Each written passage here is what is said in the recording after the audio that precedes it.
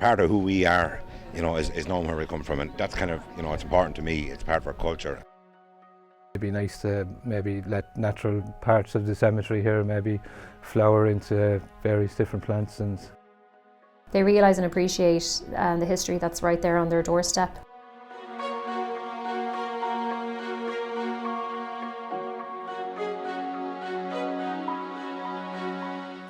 The Just Transition Fund fuelled a multi-year project throughout Laois and Offaly that saw 6 remarkable medieval church sites being conserved. The 6 sites were also given status as key pollinator havens to help secure their biodiversity. We were able to assess all of the projects and say, right, where do we need to move first? And which part of each site do we need to tackle first? Because it's not a question maybe of doing all of the church when you arrive at the site. So it's been fantastic to have the flexibility and the teams to look at that over the last year or two. Each site was assessed and a range of trained professionals were drafted in to work on detailed conservation plans. I suppose the most fascinating thing that we found already, and we've only after starting, is that the chamfer and the reveals are still intact.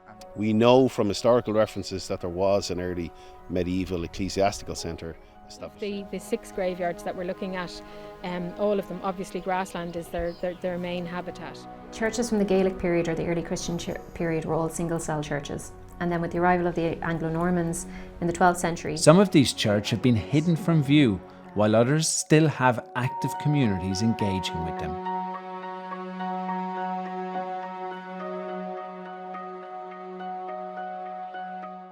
The local heritage officers in Laois and Offaly were the prime movers for this project, working together across county boundaries with local communities that gather at these sites. Once we leave, once the specialist work is done, the engineers and the architects and the stonemasons have done all their work, that's when the community's work starts again. They have to make sure that the ivy doesn't overtake this site again. They have to keep an eye on the mortar because it might need topping up in future years.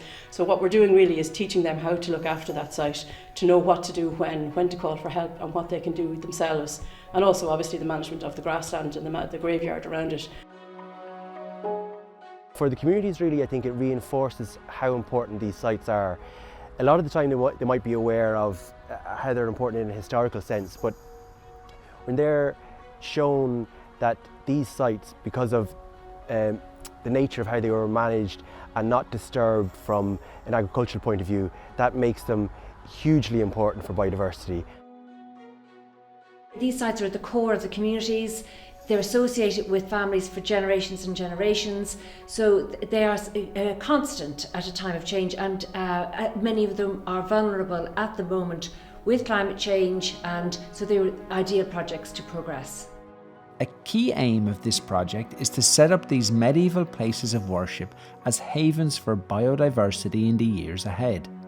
Fiona McGowan was the appointed ecologist, and she put in place detailed plan for each site following extensive wildlife surveys. All the graveyards and church buildings in the project have been surveyed for bats, and that there will be more work done, prior to any construction work to be 100% sure that there are no bats, inside in the stonework. Fiona identified in her reports and during meetings with locals that while removing ivy was a loss of habitat, there were now opportunities to create space for biodiversity in other ways. All of the 6 graveyards that we're looking at, all of them, obviously grassland is their main habitat.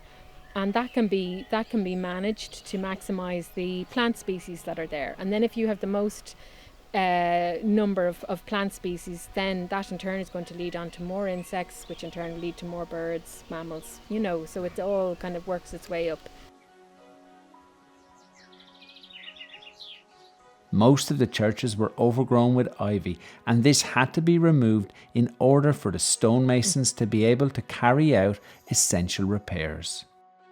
These walls were engrossed with ivy throughout, and in order to treat it and to kill it off, it's a slow process, so they commissioned others to come and use eco-plugs and treat the ivy, and then we were brought in to remove what was dead and get out as much of the root systems as we could that were in the core of the wall and on the face of the wall.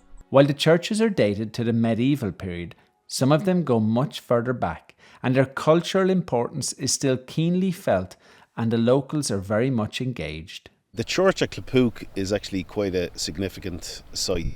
It's significant because Clapook in itself is quite important. The townland name is Cloch on Puca, which is the stone of the fairy. That association is actually, it derives from the Hillfort site, a natural rock outcrop that is just situated to the north of the church. And that's a very, very important site in the kind of history and archaeology of Laois. In the day, like, some of the stones were so, it wouldn't be always possible to read them, like there'd be certain stones, but at night you could cast the shadow across the stone, you know, just put the light, you know, across the stone, not rather, but across the stone, and you get the shadow. Now, it was a great help for reading the stone, but no, I'm not saying it was easy, like, but normally there'd be stones ticked off that couldn't be read during the day, so they're designated for nighttime reading. Nighttime.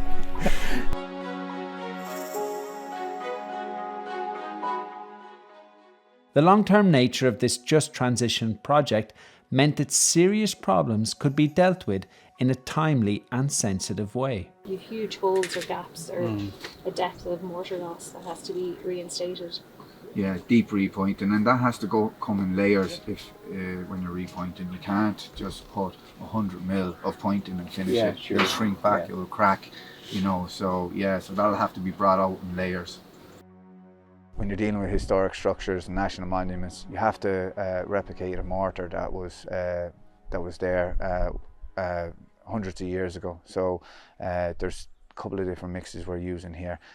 On the wall top, it's that bit more robust. It sets faster.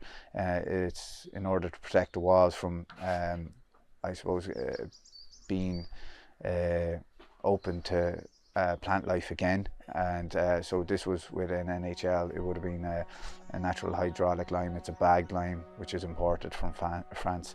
The work has now been completed on these structures. The initial 3-year project ran into a 4th year, and more funding from the Community Monuments Fund was needed on some sites. The churches have been stabilised and the sites secured for future generations.